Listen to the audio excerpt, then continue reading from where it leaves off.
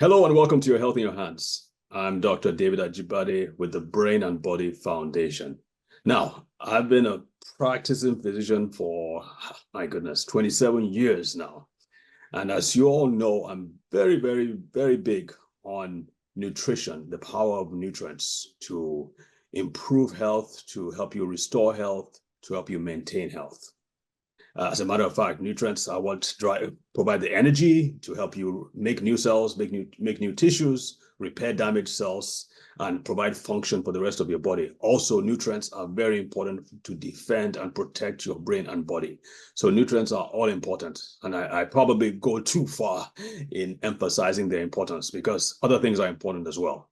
Exercise, sleep, um, good relationships, and so on and so forth. But in my opinion, all this would not work if we don't also emphasize, shall we call it the inner man, the person that is inside you, not just the person that we see on the outside, the person, the spiritual part. I remember Winston Churchill said, the great Prime Minister of Britain during World War II, he said that men and women are spirits and not animals. And it was appealing to the spiritual part of who we are that would help us help, I guess, the Allies rise up and win the war against Hitler and his Nazi Germany. And that is what I want to emphasize today, because, and again, I feel this is the most important part of us. Our beliefs, what is going on, how we think, but how we function as human beings is probably the most important. And it's very important when it comes to very challenging health conditions like cancer and heart disease and heart failure and so on. So I'm saying all this because of our guest today. I'm going to introduce him in a minute, but he came highly recommended for his work with patients who are going through challenging health conditions in the hospitals. So without further ado, I'm going to say hello, Father Raymond. Welcome to the show. Thank you, David. And I'm very delighted to be on your show today. Your show is one of the best shows, as I understand, and I'm very happy to be a part of the show. How are you doing today? I am doing great. Well, I'm super excited about what we're going to get into. So why don't you All right. just tell our audience who you are and what you're doing, the good things that you're doing in the world. Well, that's a great question. My name is Raymond Tyohemba, and born and raised in Nigeria, but I am doing ministry right now in the United States. I'm a priest of the Via Christi Society, and at the moment, I am the lead Catholic chaplain at the University of California, San Francisco Medical Center and Benny Hill Children's Hospital. So what that means is that as a hospital chaplain, I offer psycho-spiritual care to patients. And as you said in your intro, the psycho-spiritual is very important to who we are. We're not just made of the body, we're also made of the soul and of the spirit. And we cannot care for the body without caring for the soul. And so my job is to support people during their episodes or their time in the hospital and caring for that most important aspect of who they are, the spiritual aspect of a person. And yeah, so that's what I do. Can you give us a few examples I mean, we both agree that the spiritual or the psycho-spiritual is so important. Do you have any anecdotes or stories for us to point out that fact? There are many of those stories. Another remarkable one that I remember very vividly, it's an encounter I had with a young lady. At this time, I was the chaplain covering the neuro unit in the hospital, which deals with the neurological system of the human person from the brain through the spine. And I remember encountering a young lady who had had a brain surgery, but the family could not be there during the day. They had to go to work in order to earn money to pay the bills. And so what happened was they could only come at night. And here was I with the opportunity to be able to offer support to her. I would go in and spend about 30 minutes with her. She could not speak. I didn't have to say anything. I just sat by her bedside and was present to her. And I remember one day I held her hand and she grabbed mine too. I sat there for about 30 minutes. After 4 days, I came in one day and as I was leaving, she uttered something. She said something. She said, "Thank you." I was ecstatic. She was able to speak again. A few days later, I returned and she wasn't there. But the good news is that for me as a minister and as a religious person, I realized that I may not have spoken to her about Jesus, but I was Jesus present in human form, sitting by her bedside. And thank you, Father, for those examples. I could see very clearly. In fact, that's one of the things that spurred me into this field that I'm currently in, the field of really emphasizing the whole spirit, soul, and body when it comes to health and healing. I could see very clearly that there were some patients who we gave them all the same treatment depending on the condition, obviously. So breast cancer had a specific kind of treatment, and prostate cancer, and so on. And we could tell that I could tell that those who had good family support, who had good spiritual support, who were very, I don't want to use the word religious, but shall we say very spiritual. They had a strong faith that they were going to pull through, they were going to recover. Those are the ones who we saw responded better to the treatment and who long term did better. Now, I'm not saying they all recovered fully, but you could see clearly that they were the ones who improved, or the ones who, like I said, responded better to treatment, were the ones who had that strong faith, that strong inner person sort of thing. And so that's very important. So I guess the challenge, Father, is for us to be able to start finding out, exploring how we can make this more, shall we say, accessible. This whole, emphasize this thing in hospitals, for instance. Not all Nigerian hospitals. I mean, what you have in San Francisco, and I guess in most parts of the US with chaplains available, is not, as you know, I don't know how much you've done chaplaincy in Nigeria, but that's not always available. So we have to emphasize this to lay people, but we also have to emphasize this to doctors and even to the caregivers and the loved ones who come to take care of their wards or their patients, and emphasize the importance of this thing so they don't neglect it. They don't feel that it's not important. It's not a vital part of the healing. So let's discuss that. How can we push this forward? And you're absolutely correct that every human person needs an anchoring point. And for people who have faith, faith is that anchoring point from which they can navigate the challenges of life. And rightly said, people who are able to make meaning out of their life and have hope, they're able to thrive and do better in instances where they're navigating health circumstances. So the conversation around what we can do in the context of our country, Nigeria, I would say every Nigerian loves Nigeria. I love Nigeria. But one of the things that I would say is for us to acknowledge as a people that in treating the human person, it's not just about the biological or the poking.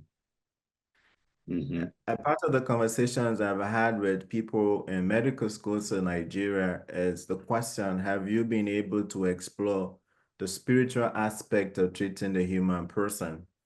The World Health Organization underscores very clearly that in treating the human person, the spiritual aspect is very important. And so our doctors or our trained doctors are aware that the spiritual resources that patients need to survive are important. First is for us to acknowledge that the spiritual aspect of the human person is important. And with that acknowledgement, to train healthcare workers in the way and manner that they acknowledge and see the importance of that. So that we're not discounting, for instance, a person who wants to pray through their illness. And when a person is in a hospital or is sick, this can be very devastating and traumatic for anybody. It can really do a lot of numbers on you. And so to acknowledge that when a person comes into a hospital room, they're not just a physical, there is a spiritual element of them. And understanding that spiritual element of them would sometimes be very important, even for a doctor who is treating them. And in medicine, we call this the narrative approach, where you get to know who that person is. And I would say, in my experience, there are some things that a patient may not say to a doctor, but as a chaplain, they would say that to me for the most part. And sometimes I don't have to say a prayer. I just have to be present, to listen with a non-judgmental presence. And this is important. Culturally, we like to throw judgment, but sometimes, or we like to speak, sometimes all we need to do is to be present and to hold a person's hand. Oh, wonderful. Yeah, so you cannot underestimate the importance of just being there. Maybe not, I mean, obviously, if you had the right words to speak and the words of comfort and other things, that would be very helpful as well. But just being present, that's a tough thing for some people to do, right? It absolutely, and it's not just for some people, it's for most people to just be present and not to have to speak. Mm-hmm. We tend to speak more than listen, so that can really be hard. But Mm-hmm. sometimes we just really need to be present. I think Mm-hmm. that when a person is in that state as a patient, they understand when you do not have words to speak. And so just be present. And it's hard, but we can all practice it. Be present. And physical contact is also important. Hold the person's hand. When you Right. hold a person's hand, a patient's hand, you're telling them that I got you. I am here and I am present. And you have said enough. Let's talk a little bit more about the spiritual part of who we are.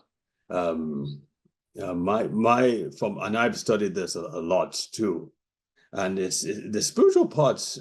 I mean, I when I talk in classes, I tell people to point to themselves.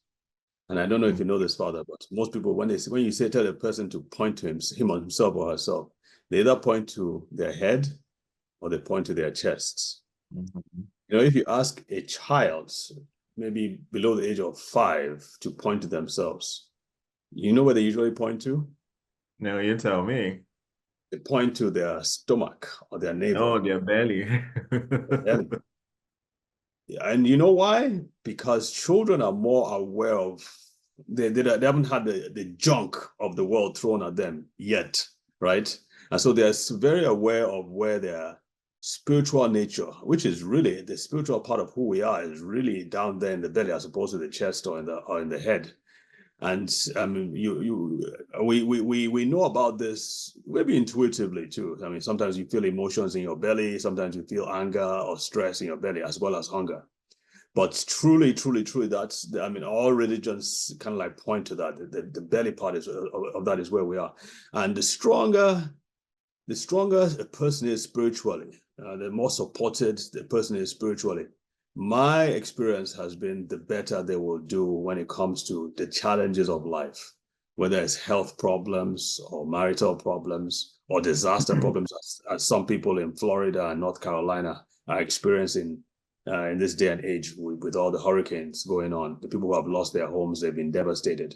It's those who have either taking the time to have built spiritual strength over time. Those are the ones who tend to rise up or able to be sustained through this time. And I remember as a doctor, when I was treating cancer patients, of course, who are the worst of the worst cases, even I would, there's a part in the book of Proverbs that says that a mind at peace or a heart at peace gives life to the flesh, or a sound mind. Some translations say a sound mind gives health and energy to the rest of the body.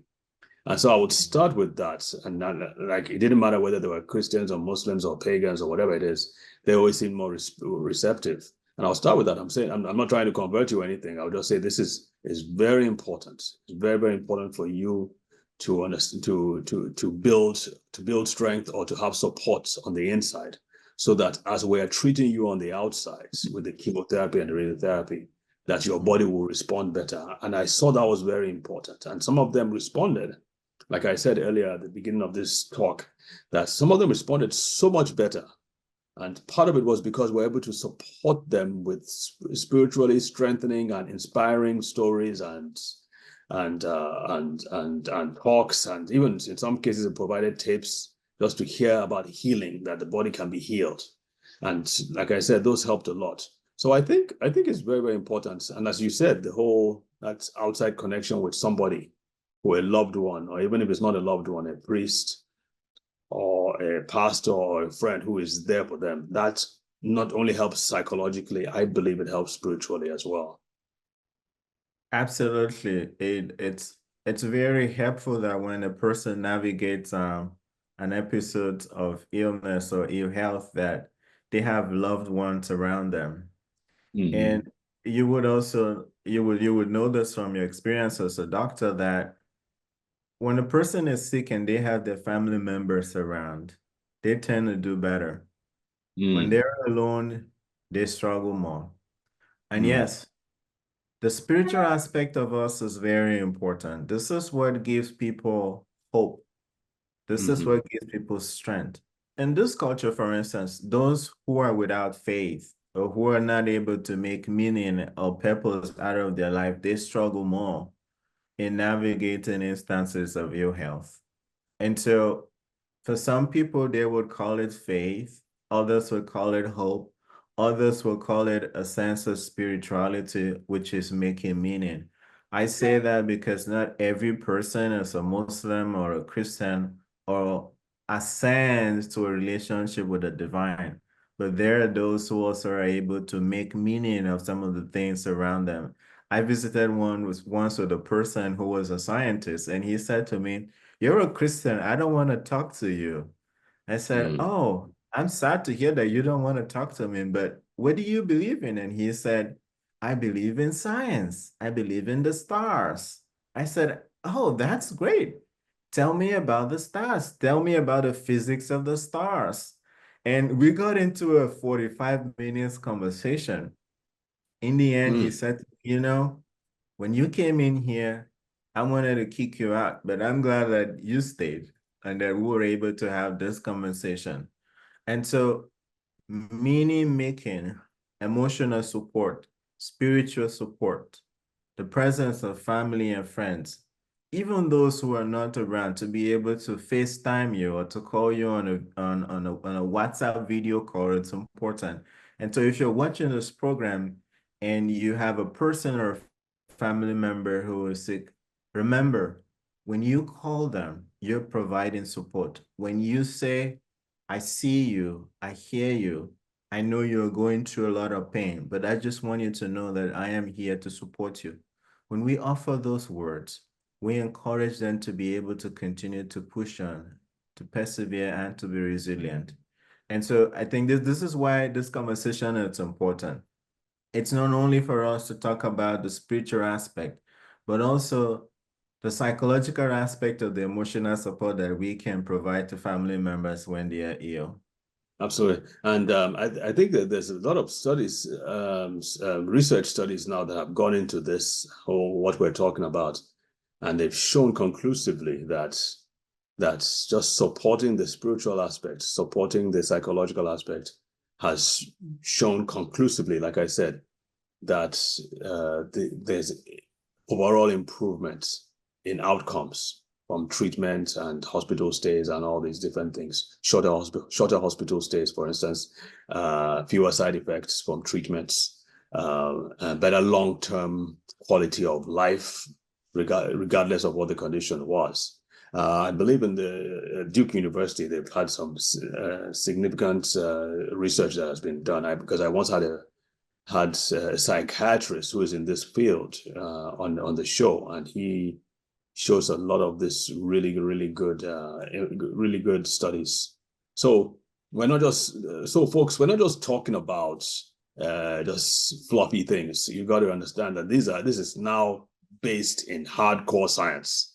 And so it's very important, folks, that when you're going to the hospital, especially if you're taking a loved one to the hospital, it's important that you don't neglect this all important, this vital piece of who we are, because that may make the difference between survival and death in the long run, especially when it comes to life-threatening conditions like road traffic accidents, cancer, heart disease, strokes, so on and so forth.